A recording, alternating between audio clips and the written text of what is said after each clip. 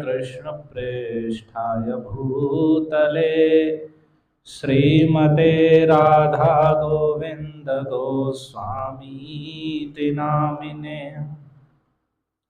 नमस्ते प्राभुपादये गौरवाणी प्रचारिणे निर्विशेष शून्यवादी ग्राम्य जन निस्तारिणे।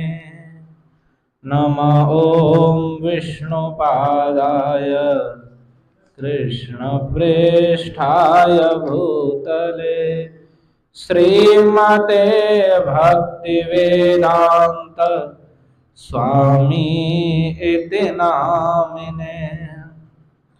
नमस्ते सारस्वते गौरवाणी प्रचारिणे निर्विशेष शून्यवादी पाश्चात्य देशतारिणे।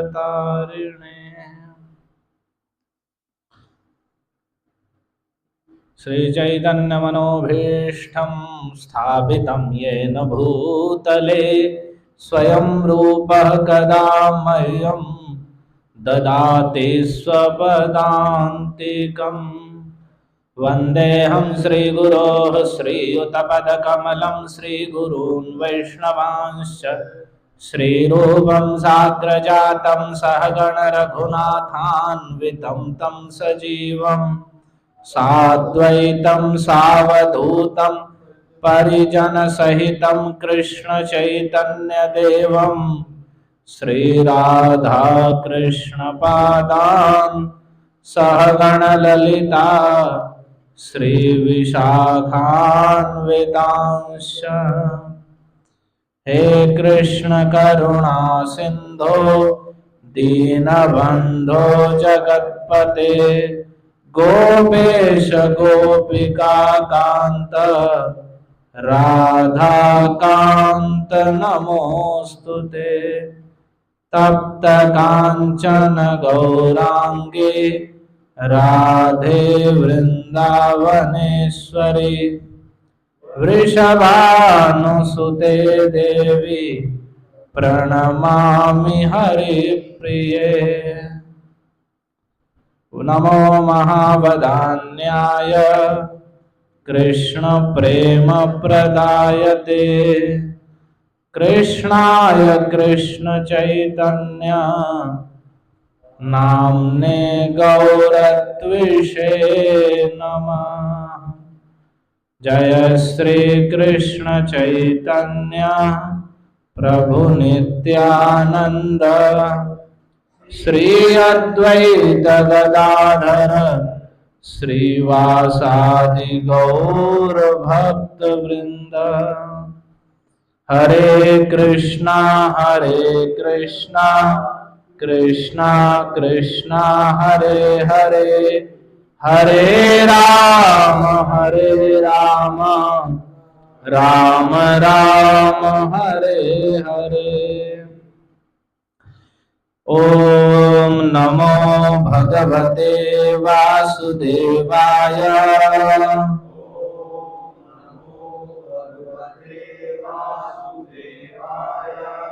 ओम नमो भगवते वासुदेवाय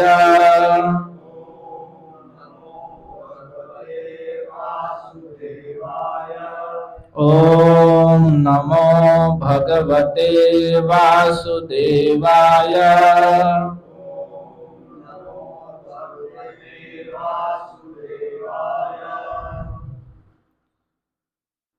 मेरे पीछे बोलेंगे वितरसी दिक्षुरणे दिक्पति कमनीयम दशमुख मौली बलिम रमणीयम। वितरसि दिक्षुरणे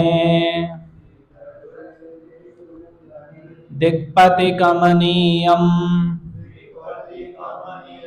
दशमुखमौलिबलिं रमणीयम् केशवर्धृत राम शरीरा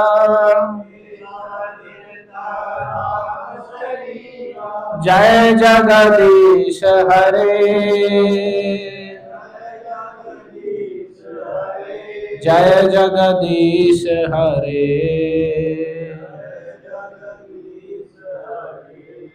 जय जगदीश हरे। हरे कृष्णा। ये जो हम नरसिंह आरती गाते हैं उसमें जो गाते हैं केशव धृता नरसिंह रूप नरहरि रूपा जय जगदीश हरे, तो एक भगवान के बहुत बड़े भक्त हुए हैं जयदेव जी। तो श्री जयदेव जी के द्वारा रचित दशावतार स्तोत्र से वह लिया गया है। उसमें भगवान के 10 मुख्य अवतारों की एक एक इस श्लोक या छंद के द्वारा स्तुति की गई है। तो उसमें से ही वह नरसिंह भगवान का है जिसे हम नरसिंह आरती में गाते हैं। वैसे ही राम अवतार के लिए उन्होंने कहा वितर सिद्धिक्षु रणे दिक्पति गमनीयम, जो रणभूमि में दिशाओं के जो पति यानी देवता लोग हैं उनके जो इच्छित था, जिसकी वे बड़ी इच्छा रखते थे, उसे उन दिशाओं में वितरण कर रहे हैं या वितरण करने वाले हैं।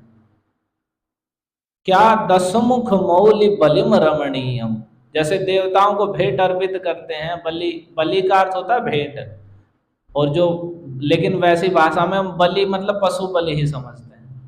बलि का अर्थ होता है भेंट करना, जो पशु बलि है, जो पशु आदि मारने के लिए वो पशु बलि शब्द का प्रयोग होता है।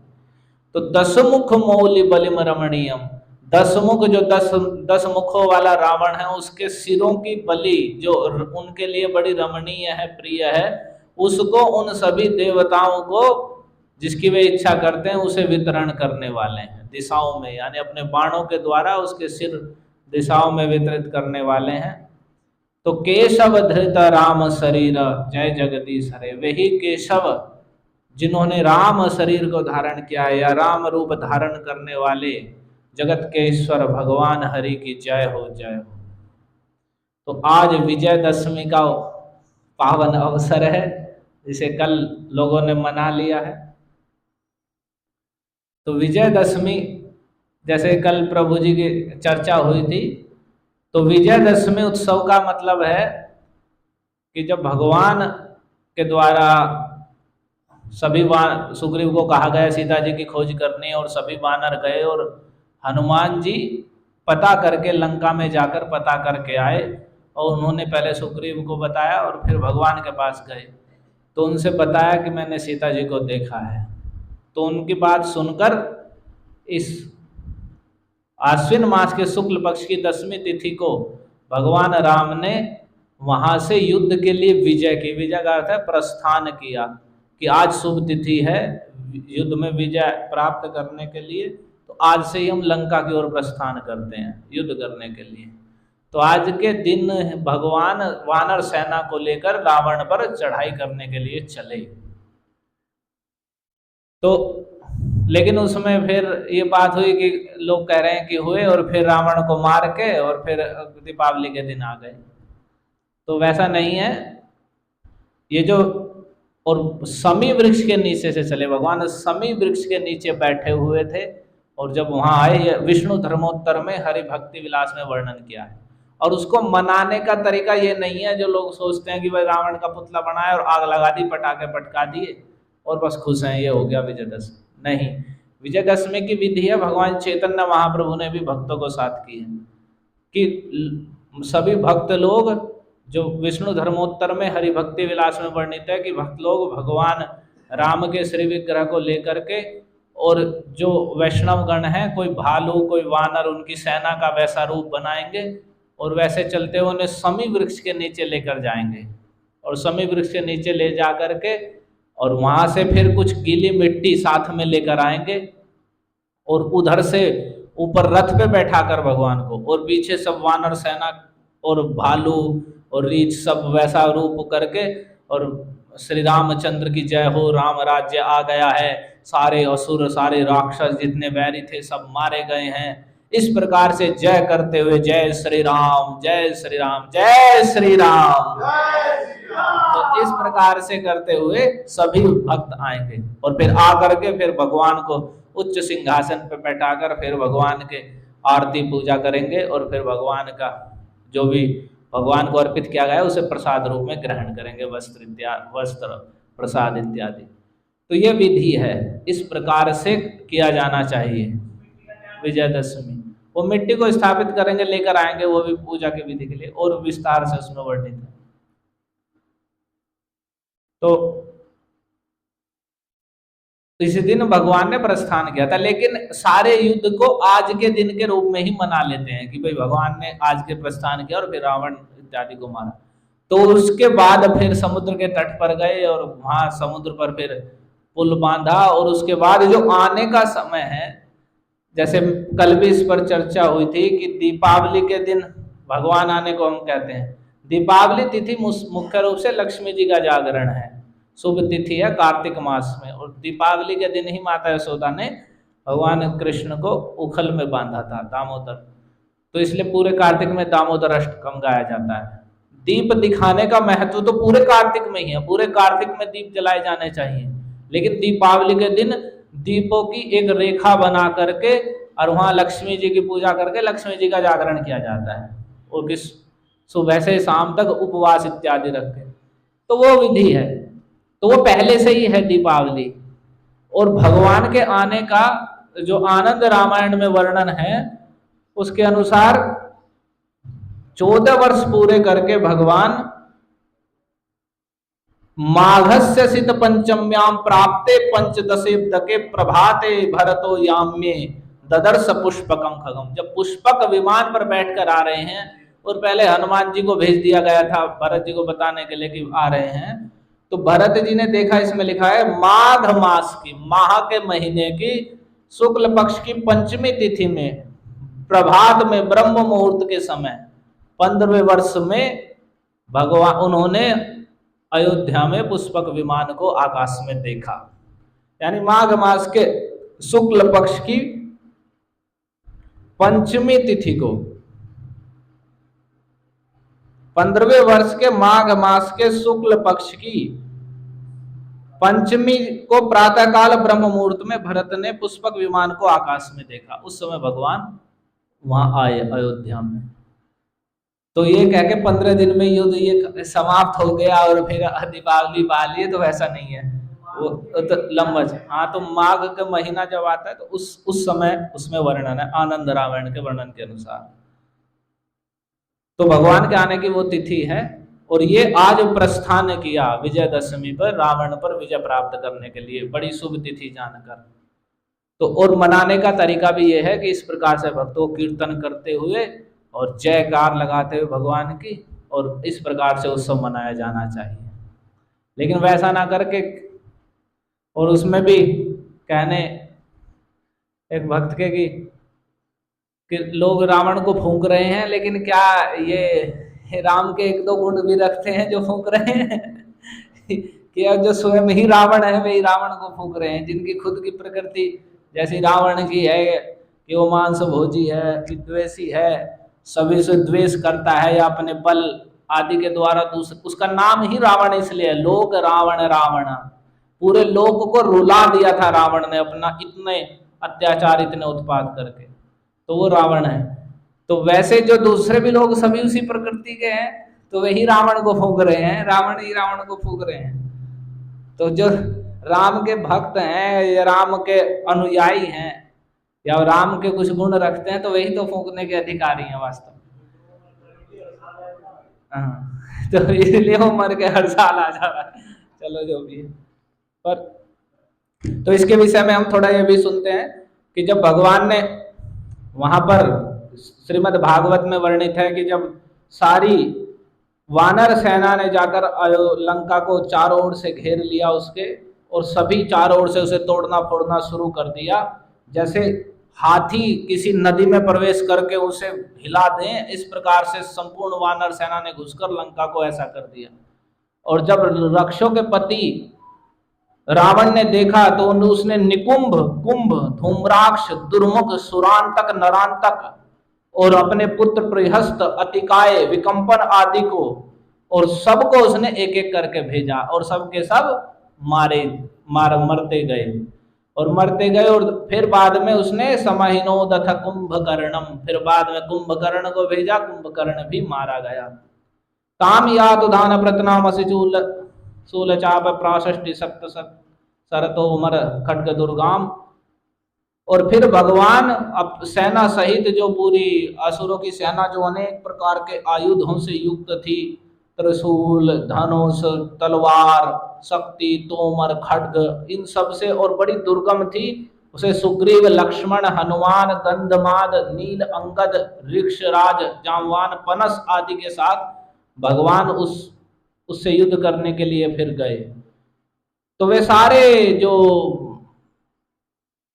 सेनापति थे भगवान की ओर से, वो सब के सब उनसे भिड़ गए और उन्होंने उन सब रावण के जितने भी अनुचर थे, असुर थे, उन सबको किस चीज से मारा?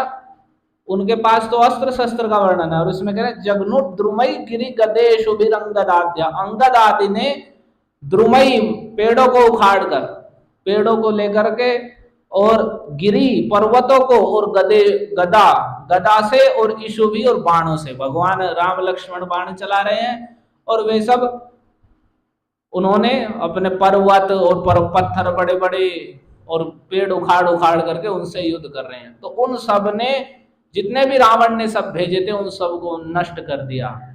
तो उनका एक ही बड़े लंबे शब्द में वर्णन कर रहे हैं यहाँ सुखदेव गोस्वामी कि सीताभिमर्श हत मंगल रावणेशान, कि उन सबका मरना तो निश्चित था, क्योंकि वह रावण उनका ईश्वर था, स्वामी था, जिसके द्वारा भेजे गए थे, जिसका सारा मंगल सीता जी को स्पर्श जिस समय उसने किया उसी समय नष्ट हो चुका था। यद्यपि वे छाया सीता हैं, ये शास्त्र में वर्णित है। एक ऐसे भक्त भी थे भगवान चैतन्य महाप्रभु के समय ही, जब वे दक्षिण भ्रमण के लिए गए, तो वहाँ एक ऐसे भक्त थे जो विशेष करके राम रूप के उपासक थे। तो उन्होंने भोजन छोड़ रखा था, उन्होंने ये पढ़ लिया कि रावण सीता जी को उठा कर ले गया, और तो उन्हें बड़ी गिलानी हुई कि रावण कैसे सीता जी को स्पर्श कर सकता है, तो बड़ा दुख हो गया, मैं शरीर नहीं धारण कर सकता, मैं भोजन ग्रहण नहीं करूंगा। तो महाप्रभु गए उस समय वहां, तो उन्होंने उन्हें समझाया कि नहीं, कि जो राम की गृहिणी जो सीता हैं वे तो चिन्मय स्वरूप, रावण तो उनका दर्शन भी नहीं कर सकता, भगवान की अंतरंगा शक्ति का प्रकाश है, तो उनका दर्शन भी नहीं कर सकता रावण, तो वह छाया सीता है जिसे रावण हर के लेकर गया। और फिर भगवान आके गए तो एक स्थान पर कूर्म पुराण का प्रसंग चल रहा था, जिसमें जो ब्राह्मण लोग पतिव्रता स्त्रियों का जब उपाख्यान आया तो उसमें सीता जी का नाम आया। तो उसमें आया कि सीता आराधितो वन्निस छाया सीतामजी जनत ताम जहारद सग्रीव सीतावन्नीपुरम गता, कि सीता जब भगवान चले गए, भगवान की आज्ञा से सीता जी ने अग्निदेव की आराधना की और छाया सीतामजी जनत, और छाया सीता को प्रकट किया। तो सीता ताम जहार दशग्रीव, तो दशमुख जब रावण आया तो उन छाया सीता का हरण करके चला लेकर गया सीता वन्नीपुरम गता, और सीता अग्नि के लोक में चली गई थी, अग्नि सीता जी को अपने लोक में लेकर चले गए। तो वहां पर दशमुख रावण ने जो रावण हरा है वह छाया सीता का हरण किया है। और जब भगवान ने जो अग्नि परीक्षा जिसे कहते हैं, तो उस समय उन्हीं सीता जी को वापस अग्निदेव ने आकर उन्हीं सीता जी को भगवान के सामने प्रस्तुत कर दिया। इसका भी वहां प्रमाणिक श्लोक वर्णित है। तो लेकिन फिर भी छाया सीता भी थी, लेकिन फिर भी चूंकि उसने सीता जी का स्पर्श किया था, पर स्त्री का जो स्पर्श करते हैं, दर्शन स्पर्श करते हैं, उनके सारे मंगल शुभ उसी समय नष्ट हो जाते हैं। जैसे महाभारत में द्रौपदी का स्पर्श करने से दुर्योधन और दुशासन आदि सबका मंगल नष्ट हो चुका था। तो जब रावण ने देखा कि सारा मेरा बल नष्ट हो गया है, तो वह बड़ा क्रोधित हो गया और वह अपने विमान पर, एक यान पर बैठकर भगवान राम के पास आया। और इधर स्वर्ग से इंद्र ने मातली से युक्त अपने रथ को भेज दिया, जो बड़ा देदीप चमक रहा था, देदीप्यमान था, और भगवान राम उस पर सुशोभित हुए और फिर रावण ने भगवान पर बड़े तीखे बाणों से प्रहार करने लगा। ये संक्षेप में सुखदेव जी सुना रहे हैं। और जब युद्ध होता रहा तो फिर भगवान ने क्रोध पूर्वक उसके मारने की इच्छा की, तो भगवान ने उससे ये कहा, एक श्लोक में बताया गया क्या कहा मारने से पहले उसे डांट कर उसके कुक जैसे दंड दिया जाता है, तो पहले बताया जाता है कि तुमने यह गलत कार्य किया है, ऐसा नीचता पूर्वक, इस कारण से तुम्हें यह दंड दिया जा रहा है। तो भगवान ने कहा यामस तमाह पुरुषाद पुरीशयन्नः, पुरुषाद कहते हैं जो पुरुषों को खा जाते, मनुष्य खा जाते राक्षस, और पुरीश कहते हैं मल को। तो भगवान ने कहा हे पुरुषाद पुरीश, यानी राक्षसों का मल हो तुम, यानी संपूर्ण राक्षसों का मल स्वरूप हो तुम रावण। और भगवान ने कहा और तुमने चूंकि हमारी कांता का अपहरण किया, वो भी असमक्षम, सामने नहीं पीछे से तुमने हमारी असता, तुम दुष्ट ने असत ने पीछे से हमारी कांता का अपहरण किया है, और ये तुम्हारा कुत्ते की भांति स्ववत कुत्ते वाला कार्य किया है। जैसे मालिक की अनुपस्थिति में कुत्ता घर में घुस जाता है और जो सामान है उसे खा पी जाता है, बखेर जाता है, झूठा कर देता है, वैसे ही तुमने राक्षसों के मल स्वरूप तुमने हमारी कांता को पीछे से धोखे से दुष्टता पूर्वक हरण किया है। ये तुम्हारा कुत्ते जैसा कार्य है और तुम बड़े निर्लज्ज हो। तो तुम्हारे इस निंदित और तुम निर्लज को उसका फल आज मैं तुम्हें चखाऊंगा, आज तुम्हारे उस कृत्य का फल प्रदान करूंगा। कैसे करूंगा? जैसे काल इव कर्तुरलंघ्य वीर्य, जिसके पराक्रम और जिसके प्रभाव का लंघन नहीं किया जाता, जैसे काल कर्तापन के अभिमानी, जिसने कर्तापन के अभिमान से कोई भी कार्य किया है, अच्छा बुरा जो कार्य करता है, तो समय यानी काल उसे समय अनुसार उसका फल अवश्य ही प्रदान करता है।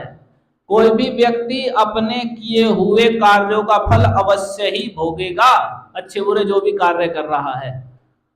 तो जैसे काल कर्तापन के अभिमानी व्यक्ति को निश्चित रूप से फल प्रदान करता है, उसका प्रभाव का लंघन नहीं किया जा सकता, वैसे ही आज मैं तुम्हारे उस निंदनीय कर्म का आज तुम्हें फल चखाऊंगा।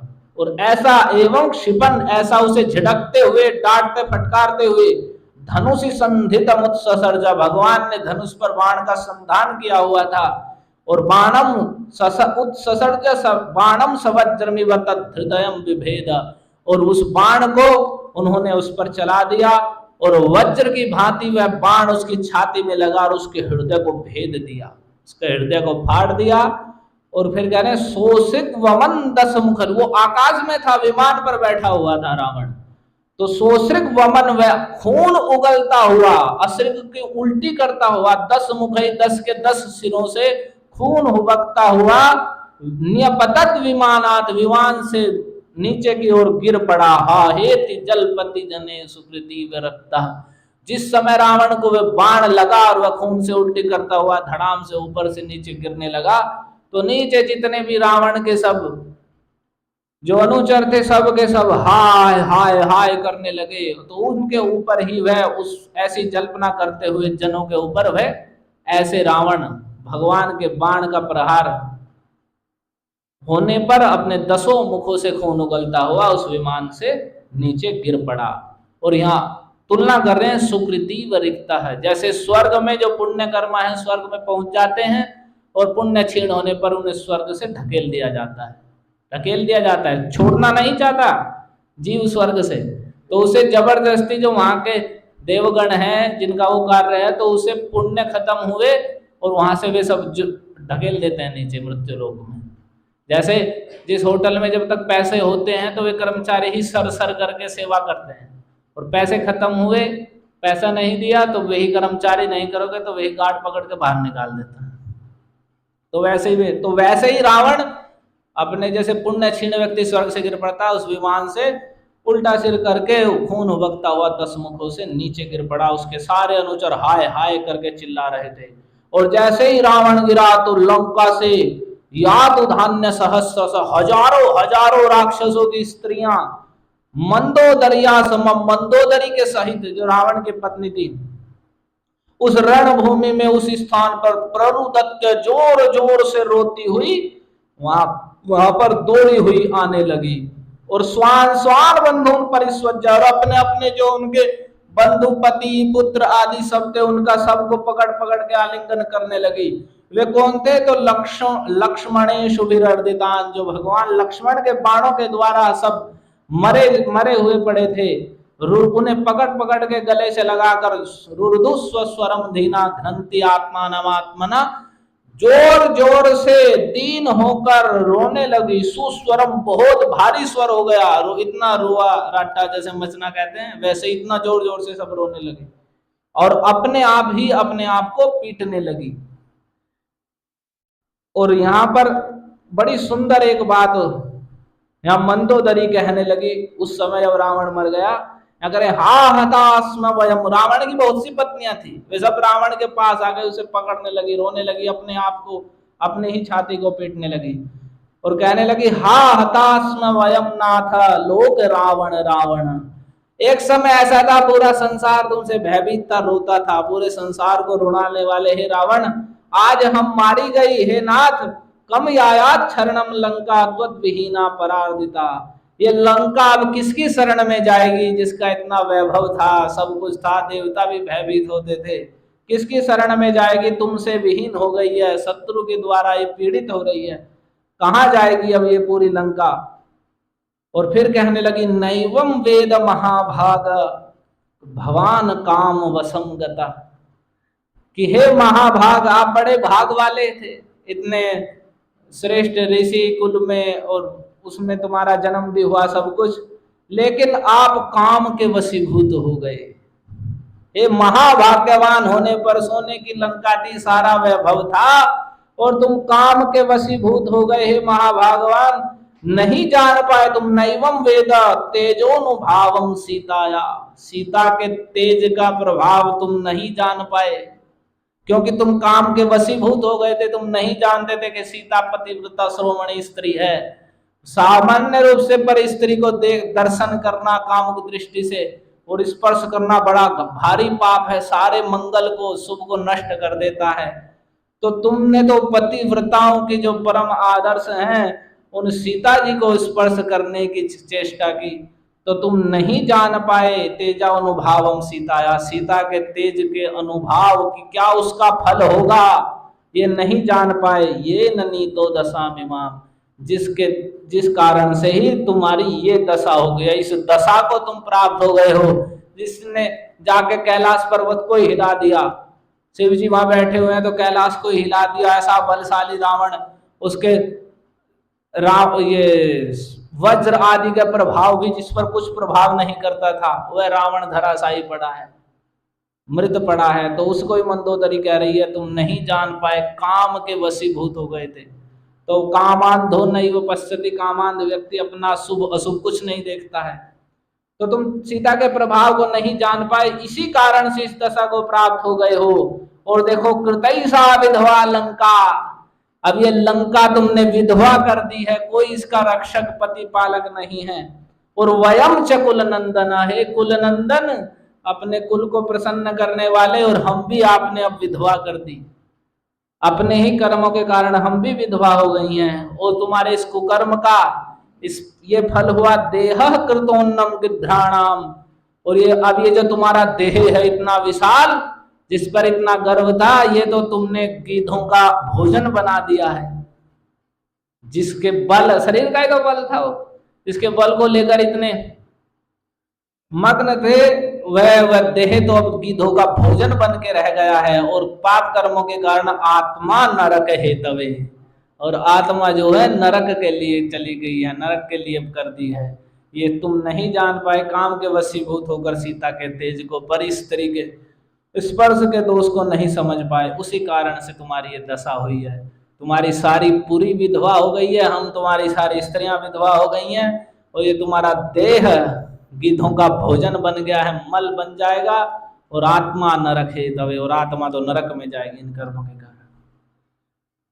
तो भगवान ने इस प्रकार से रावण का अंत किया, विभीषण जी को राज्य दिया, और कह रहे हैं विभीषण जी के द्वारा उन सब का क्रिया भी करवाई, मरणोपरांत जो क्रिया होती है। और फिर सीता जी को देखा जो कि सिंसपा वृक्ष के मूल में बैठी हुई थी और भगवान के विरह से अत्यधिक क्षीण हो गई थी। और फिर सबके साथ बैठकर, यान पर बैठकर भगवान ने अपने पुरी में आगमन किया। और उससे पहले उन्होंने विभीषण को राक्षसों का राजा बना दिया, लंका का राजा बना दिया और एक कल्प की आयु प्रदान कर दी। एक कल्प तक विभीषण जी को आयु प्रदान करके लंका का राजा बना दिया। तो यहाँ पर एक रामचरितमानस में बात कही है तुलसीदास जी ने कि जो संपत्ति शिव रावण ही दीन दिए दस माथ। शिव रावण ने शिव जी की पूजा की, अपने 10 सिर काट काट के चढ़ा दिए, तो उसे सोने की लंका मिली और वो छिन भी गई, नष्ट भी हो गई, रावण भी नष्ट हो गए। तो जो संपत्ति शिव रावण ने ही दीन दिए दस माथ, और सोई संपत्ति विभीषण ही सकुच दीन रघुनाथ। वही संपत्ति केवल विभीषण ने रावण का दुस्संग त्याग करके भगवान के चरण कमलों की शरण प्रणाम मात्र किया, और भगवान ने वही संपत्ति केवल प्रणाम करने मात्र से सकुची संकोच पूर्वक दी। किसने आत्मसमर्पण कर दिया है, मैं किसे क्या दूं, वो उससे संकोच हुआ देते समय कि मैं बस इसे लंका दे रहा हूं, एक कल्प की आयु प्रदान कर रहा हूं। तो देखिए, जो संपत्ति शिव रावण है, यहाँ भेद होता है, लोग भागते हैं इधर उधर पूजा के लिए। तो कह रहे हैं देखो, संपत्ति की बात है कि जो संपत्ति शिव रावण ही दीन दिए दस माथ। जो शिव जी की पूजा करने पर, 10 सिर चढ़ाने पर जो संपत्ति रावण को प्राप्त हुई, वो रही भी नहीं, नष्ट हो गई। वो सोई संपत्ति विभीषण ही सकुच दीन रघुनाथ। वही संपत्ति संकोच पूर्वक प्रणाम करने मात्र से भगवान ने विभीषण को प्रदान कर दी। तो आगे कहते हैं, अस प्रभु छाड़ी भजहि जे आना। ऐसे प्रभु को छोड़कर जो दूसरों को भज रहे हैं, ऐसे राम को छोड़कर दूसरे को भज रहे हैं, तो ते नर पशु बिनु पूछ बिषाणा। तो वे नर नहीं, पशु हैं, बिना पूंछ और सींग के पशु हैं कि ऐसे भगवान को छोड़कर तुच्छ तुच्छ देवी देवताओं या अन्य दूसरी चीजों में लगे हुए हैं। कि देखो, प्रणाम करने मात्र से वो संपत्ति स्थायी रूप से, कोई विभीषण जी के फिर ये नहीं हुआ कि उनके राज्य में फिर किसी का आक्रमण हो गया उनसे छिन जाएगी। पूरे आनंद से वही रक्षोगण का ईश्वरता, एक कल्प की आयु भगवान ने ऐसे ही प्रदान कर, संकोच पूर्वक कि मैं इसे कुछ बड़ी चीज नहीं दे रहा हूं। तो ये अंतर होता है। भगवान को इस भी वस्तु प्रदान करते हैं, देते हैं, उसकी रक्षा भी करते हैं। और उसका जो दोष है, रावण को गर्व हो गया, उत्पात करने लगा, वैसा विभीषण जी को नहीं हुआ, उसका दुष्प्रभाव भी नहीं आया। तो ये भगवान की शरण ग्रहण करने की बात है। तो ऐसे राम को छोड़कर जो अन्य को भज रहे हैं, तो बिना पूंछ और सींग के पशु। तो विजयदशमी के दिन भगवान ने उन पर, रावण पर चढ़ाई करने के लिए प्रस्थान किया। तो ये बड़ा ही महत्वपूर्ण दिवस है। और एक और इसमें महत्वपूर्ण दिवस है कि आज के दिन ही जो श्री ब्रह्म माध्व संप्रदाय, ब्रह्म माध्व गौड़ीय, जिस संप्रदाय के अंतर्गत हम आते हैं, जिस गुरु शिष्य परंपरा के अंतर्गत हम आते हैं, तो उसी के जो आचार्य हुए हैं, जिन्होंने उसे स्थापित किया, जो मूल आचार्य कहे जाते हैं कलयुग में, श्रीमन मध्वाचार्य। हाँ, माधवाचार्य बोल देते हैं, लेकिन उनका नाम है मध्वाचार्य। आनंद तीर्थ नाम है, श्रीमद आनंद तीर्थ मध्वाचार्य। तो उनका भी आविर्भाव दिवस आज ही है। तो ये मध्वाचार्य कौन है?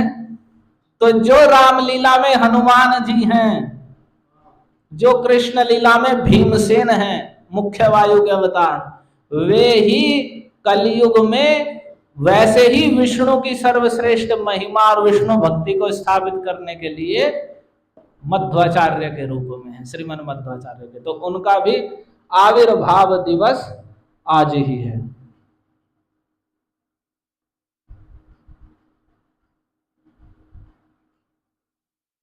तो मध्वाचार्य के विषय में हम थोड़ा सुनते हैं। इसके विषय में कहा गया है, मध्वाचार्य का जो जन्म है वह उडुपी, कर्नाटक जिले में उडुपी स्थान पड़ता है।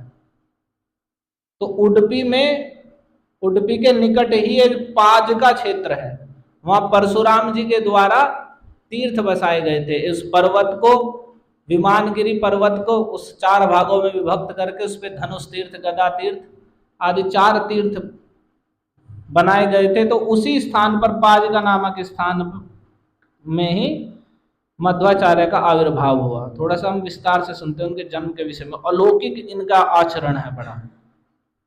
अलौकिक का मतलब बड़ा प्रभावशील।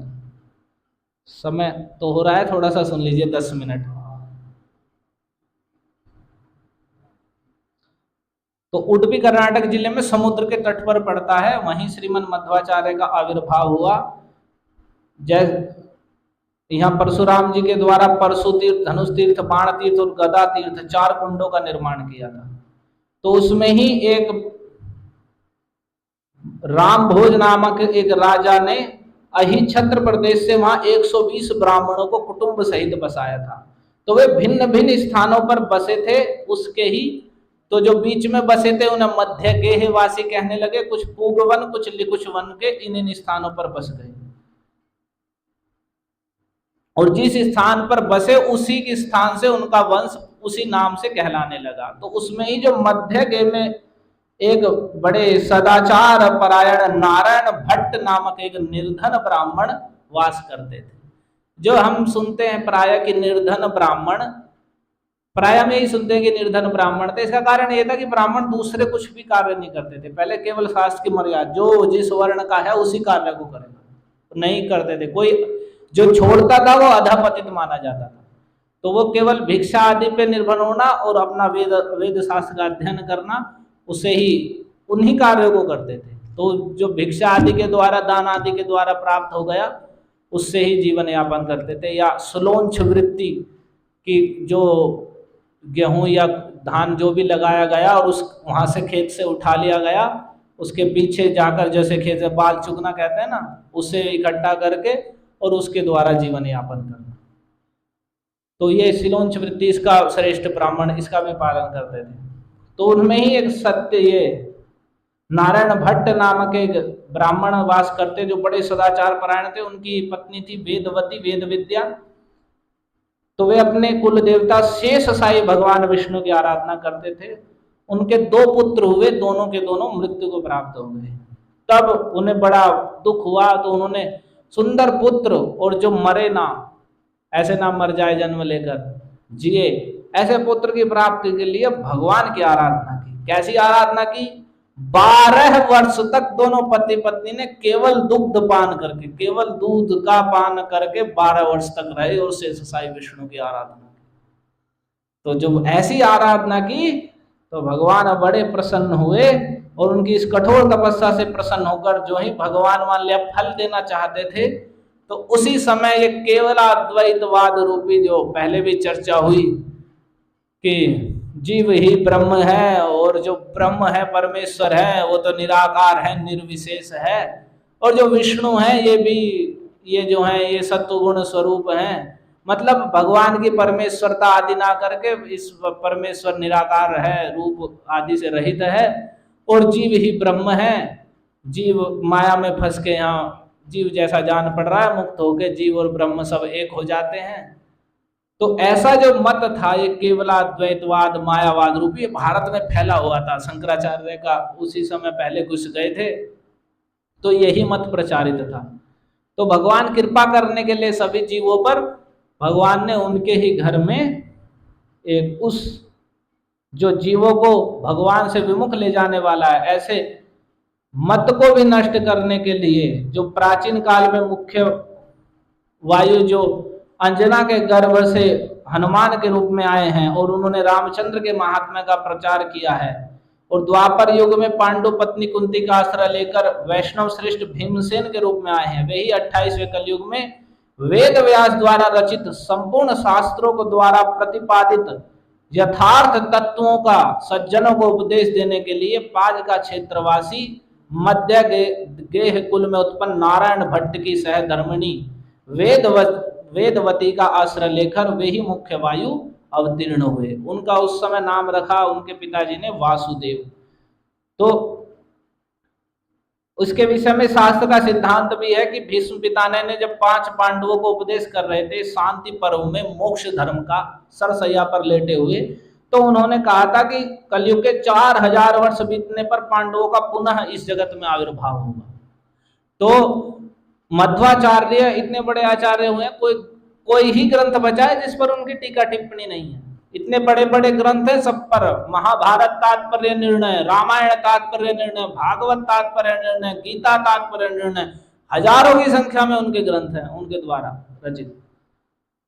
तो उसी उक्ति का अवलंबन करके स्वयं मध्वाचार्य ने ही भारत तात्पर्य, महाभारत के तात्पर्य निर्णय में ये लिखा है कि चतुसहस्रे त्रिशतोत्तरे गते संवत्सराणां तु कलौ पृथिव्यां जातः पुनः विप्रतनु स भीमो दैत्यर्निगूढ़ं हरितत्वमाह, कि कलयुग के 4300 वर्ष बीत जाने पर पृथ्वी पर पुनः भीमसेन ब्राह्मण वंश में अवतीर्ण होकर जगत में दैत्यों के द्वारा आच्छादित विष्णु तत्व का पुनः प्रचार करेंगे। तो दैत्यों ने विष्णु तत्व को आच्छादित करके और निराकार और निर्विशेष चला दिया है, उन्हें भी दैत्य ही कहा गया है। क्योंकि वास्तव में असुरों को यदि आप ध्यान से देखें, असुरों का एक ही लक्षण है, विष्णु विरोध, विष्णु और वैष्णवों का विरोध। आपने देखा रावण शिव जी की पूजा कर रहा है, कितने असुर हैं जो देवी की पूजा कर रहे हैं और देवी देवताओं से वरदान ले रहे हैं, लेकिन वे सदा भगवान का विरोध करेंगे। तो जो विष्णु विरोधी हैं वे सब असुर हैं। जो विष्णु के परमेश्वरता का विरोध करने वाले हैं उनमें असुरता के ही लक्षण है सब। तो जो असुरों का मुख्य लक्षण है, जो विष्णु का, कृष्ण का, राम का विरोध कर रहे हैं, निंदा कर रहे हैं, वे सब असुरों की श्रेणी में आए। और ऐसा पद्म पुराण में श्लोक भी है, द्वौ भूत सर्गौ लोकेस्मिन् दैव आसुर एव च, कि इस जगत में 2 प्रकार के जीव सृष्टियां, एक दैव और एक असुर। विष्णु भक्त स्मृतो दैव, जो विष्णु भक्त हैं वे दैव कहे जाते हैं, आसुरस तद विपर्ययः, और उसके विपरीत जो हैं विष्णु विरोधी हैं, चाहे वे कुछ भी क्यों ना करते हों, वे सब आसुर कहे गए हैं। तो उसमें ही बताया गया कि यही 4300 वर्ष बीतने पर भीमसेन ही विप्र वंश में अवतीर्ण होंगे और दैत्य द्वारा जो आच्छादित कर दिया गया है भगवान की महिमा और भक्ति को, उसे पुनः प्रचार करेंगे। तो वे बचपन से ही बड़े आश्चर्यजनक उनके विषय में सुना जाता है कि उन्हें पढ़ाने के लिए पूग वन के एक ब्राह्मण के पास भेज दिया गया। तो वे वहां पर अपने साथियों के साथ पहले क्रीड़ा आदि खेलने आदि में ही रहते थे। तो उनके गुरुजी ने बुलाया, उन्हें डांट लगाई, तुम पढ़ते नहीं हो। तो उन्होंने कहा कि नहीं, मेरे सब याद है। तो उन्होंने कहा सुनाओ जो मैंने पढ़ाया था। तो उन्होंने जो पढ़ाया था, नहीं पढ़ाया था, सारे वेद मंत्र सुना दिए उन्हें। तो सुना दिए, बड़ा आश्चर्यचकित हुए। तो कुछ ही समय में वे छोड़कर अध्ययन समाप्त करके घर आ गए। और घर आए तो अभी छोटे ही थे, 8-9 साल के। तो उन्हें अपने पिताजी के पास एक छड़ी लेकर पिताजी के पास गए, एक सूखी लकड़ी, और पिताजी से बोले कि मैं इस मायावाद का खंडन करूंगा, इस निर्विशेषवाद का, और जगत में वैष्णव दर्शन का, वैष्णव सिद्धांत का प्रचार करूंगा। तो नारायण भट्ट ने कहा कि बेटा तुम ये जो बात कर रहे हो ये तो ऐसे हो जाएगी, अगर तुम्हारे जैसा, उन्हें तो ये था मेरा साधारण बालक है, अगर तुम्हारे जैसा साधारण बालक भी पूरे भारतवर्ष में व्याप्त इस मायावाद का खंडन कर सकता है, तो ये तो ऐसा हो जाएगा जैसे तुम्हारे हाथ में जो ये सूखी लकड़ी है, मानो अब लगाने पर बड़ा पेड़ का रूप धारण कर। तो जब उन्होंने ये बात कही तो पिताजी की बात सुनकर वासुदेव ने कहा, पिताजी भगवान की शक्ति के प्रभाव से सूखी छड़ी को जिस प्रकार महान वृक्ष के रूप में हो जाना बिल्कुल असंभव नहीं है, उसी प्रकार मेरे जैसे बालक के लिए भी मायावाद का खंडन कर जगत में वैष्णव सिद्धांत स्थापन करना असंभव नहीं है। और सुनिए, ऐसा कहकर वासुदेव ने अपने हाथ में पकड़ी हुई सूखी छड़ी को मिट्टी में गाड़ दिया और देखते ही देखते वह तुरंत ही एक महान वट वृक्ष के रूप में परिणत हो गई। आज भी पाजका क्षेत्र में यह महान वट वृक्ष राज विराजित होकर श्री मध्वाचार्य की अलौकिक क्षमता की स्मृति दर्शकों के हृदय में जागृत करता। और पिता नारायण भट्ट ने देखा कि वासुदेव बाल्यकाल से ही वैष्णव धर्म के प्रचार और मायावाद के खंडन में असामान्य उत्साह और आत्मविश्वास रखते हैं, तो उन्हें यह हो गया कि ये मेरा पुत्र गृहस्थ नहीं बनेगा, अकेला पुत्र ये नहीं बनेगा। तो उन्होंने विचार किया कि पहले इसका छोटे में ही 10-12 साल में ही विवाह कर देते हैं। तो ऐसा विचार किया, लेकिन बुद्धिमान वासुदेव माता पिता के इस उद्देश्य को समझ गए, जिनका अवतार ही जगत के मायाबद्ध जीवों के बंधन खोलने के लिए हुआ है, और जो भगवान की भक्ति से के विरुद्ध शास्त्रों का तिरस्कार करके वैष्णव सिद्धांत की स्थापना करने के लिए भगवान की निर्दिष्ट शक्ति के द्वारा आविष्ट हैं, उनमें भगवान की शक्ति का संचार है, तो फिर उन्हें उन पुरुष सिंह को भला कौन बांध सकता था। इस पर यहाँ भक्ति सिद्धांत सरस्वती द्वारा लिखा गया है। इस पर यहाँ बड़ा सुंदर विचार दिया है उन्होंने, लंबा है ये, थोड़ा सा बताते हैं। इसी विषय में उन्होंने कहा कि साधारण लोग लौकिक विचार से सभी विषय में माता पिता की अनुमति ग्रहण करना आवश्यक समझते हैं। कुछ लोग ऐसा कहते हैं कि धर्म कर्म कुछ भी करो, यहाँ तक कि तुम्हें भगवान की भक्ति भी करनी है तो माता पिता की आज्ञा लो, यदि वे मना कर दें तो मत करो। और कुछ लोग तो यहाँ तक कि शंकराचार्य का उदाहरण देते हैं कि उन्होंने अपनी माता से अनुमति लेने के लिए कैसे भी ली, वे नदी में प्रवेश कर गए थे कि नहीं मैं संन्यास लूंगा, उनकी माता ने मना कर दिया था, तो नदी में प्रवेश कर गए मैं डूब जाऊंगा, तो फिर उनकी माता ने कह दिया ठीक है संन्यास ले लेना। तो ऐसा कहते हैं, देखो शंकराचार्य ने भी माता से अनुमति ली, चाहे जैसे भी ली, लेकिन और वे तो यहाँ भक्ति सिद्धांत सरस्वती कह रहे हैं कि इस प्रकार के जो विचार हैं कि भगवान की भक्ति के लिए भी माता पिता की अनुमति चाहिए, तो कह रहे हैं ये सब प्राकृत हैं, और जो कृष्ण से बहिर्मुख भोगी लोग हैं उनके द्वारा अपनी भोग मूलक धारणा के द्वारा बनाए गए हैं। और इस बात को वासुदेव इन्होंने मध्वाचार्य ने प्रमाणित किया, और उन्होंने देख लिया कि माता पिता विवाह करना चाहते हैं, तो चुपचाप उन्होंने वहां एक रजत पीठपुर में पहुंच गए, और वहां अच्युत प्रेक्ष नाम के एक बड़े सन्यासी थे, उनके पास गए और उनके पास जाकर 12 वर्ष की अवस्था में ही सन्यास ग्रहण कर। अलौकिक क्षमता है उनकी कि उससे पहले ही वेद शास्त्र का अध्ययन भी समाप्त कर लिया। ये जितने बड़े बड़े आचार्यों के नाम लेते हैं ऐसे ही हैं। शंकराचार्य के विषय में भी ऐसा ही है कि उन्होंने छोटी आयु में वेद शास्त्र का अध्ययन कर लिया, लेकिन उन्होंने कुछ और स्थापित कर दिया। हालांकि उन्होंने बौद्धों का खंडन किया और वेद को स्थापित किया, लेकिन जो वास्तविक उद्देश्य है वेद शास्त्र का वो स्थापित नहीं हुआ। उसके विपरीत ढका हुआ बौद्धवाद, प्रच्छन्न बौद्धवाद, केवल अद्वैतवाद स्थापित किए। तो उसको ही खंडन करने के लिए मध्वाचार्य का आविर्भाव हुआ। तो उन्होंने जाकर के किसी बंधु बांधव, किसी की अपेक्षा, किसी की अनुमति की अपेक्षा ना करके सीधे गए और जाकर के 12 वर्ष की अवस्था में ही अच्युत प्रेक्ष के यहाँ संन्यास ग्रहण कर लिया। और उसमें परंपरा भी बताई गई है, भगवान से चली आ रही थी कि भगवान के हंस रूपी नारायण के शिष्य ब्रह्मा, ब्रह्मा जी से चतुष्कुमार, चतुष्कुमार से दुर्वासा, दुर्वासा से परतीर्थ यति, परतीर्थ से सत्यप्रज्ञ और सत्यप्रज्ञ से प्राज्ञ तीर्थ यति विष्णु उपासना में दीक्षित हुए। प्राज्ञ तीर्थ के ही ये शिष्य थे अच्युत प्रेक्ष, और उनसे संन्यास लिया श्रीमन मध्वाचार्य ने। और फिर और भी बहुत सारी बातें हैं जो विस्तार से कही गई हैं। तो श्रीमन मध्वाचार्य फिर जैसे ही कुछ बड़े हुए, और उन्होंने ऐसे नहीं वे चुपचाप भजन करने लगे, उन्होंने आचार, जो आचार्य का कार्य है, आचार और प्रचार, स्वयं आचरण और उसका प्रचार करना, ये दोनों प्रारंभ कर दिया। आचार प्रचार नाम जो चैतन्य महाप्रभु ने हरिदास ठाकुर को उपदेश दिया, तो प्रचार कर दिया और प्रारंभ किया। और बड़े जो पंडित थे उसमें विचार होते थे, उन्हें परास्त करके और भगवान की और भक्ति की स्थापना करनी प्रारंभ की, और निराकारवाद, निर्विशेषवाद का खंडन प्रारंभ किया। और एक यहाँ तक कि बड़े बड़े जो मायावादी थे, शांकर सिद्धांत के अनुयायी शंकराचार्य के, बुद्धिसागर, वादी सिंह, बड़े प्रचंड विद्वान कहे जाते हैं, उन सबको परास्त कर दिया उन्होंने।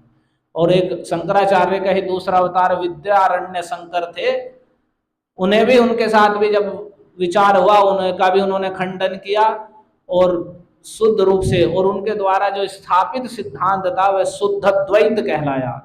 जो सुनिए ध्यान से, शंकराचार्य का केवलाद्वैत, कि ये अद्वैत है कि भेद नहीं है कुछ भी, लेकिन मध्वाचार्य ने कहा शुद्ध द्वैत, नित्य भेद है, जीव में भगवान में नित्य भेद है। जीव में 5 भेद बताए, 5 चीजों में नित्य भेद है। जीव में भगवान में भेद है, भगवान भगवान है, माया के अधीश्वर है, जीव तुच्छ है, माया के वशीभूत होने वाला है।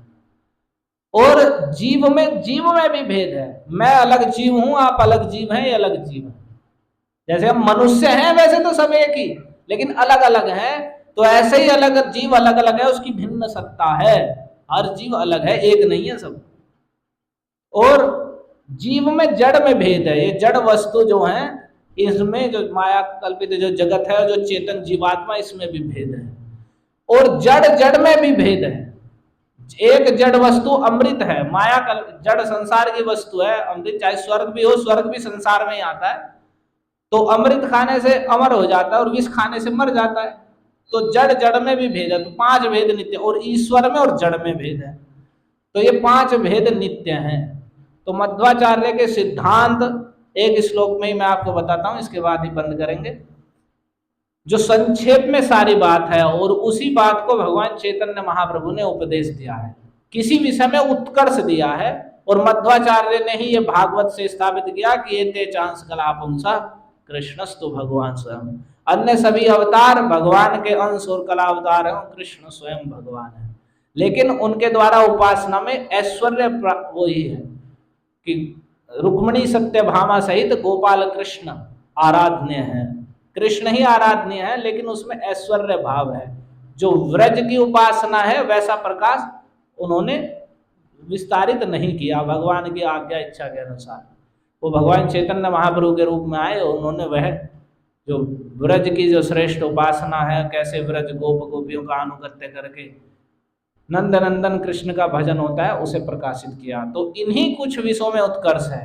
तो वो श्लोक है श्री जो हमारे आचार्य हुए हैं बलदेव विद्याभूषण, जो भगवत गीता के प्रारंभ में ही प्रभुपाद ने जिन्हें समर्पित किया है कि ये मैं वेदांत भाष्य के प्रणेता गौड़ीय भाष्य के बलदेव विद्याभूषण को अर्पित करता हूँ।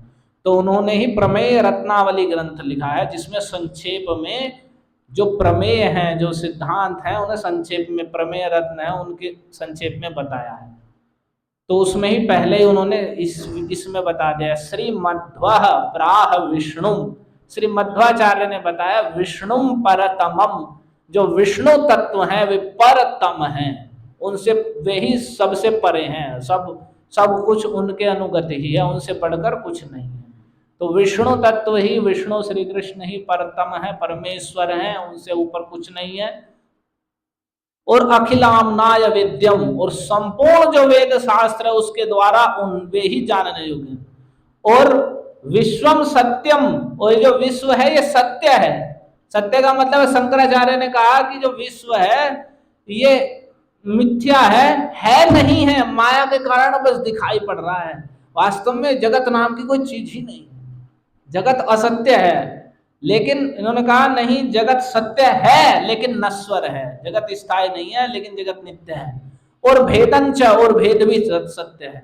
मध्व प्राह विष्णु परतमम अखिलामनाय वेद्यम विश्वम सत्यम भेदंच जीवान, और जीवों में भेद है, भेद भी सत्य है। जीव में, ब्रह्म में, भगवान में, जीव में भेद है।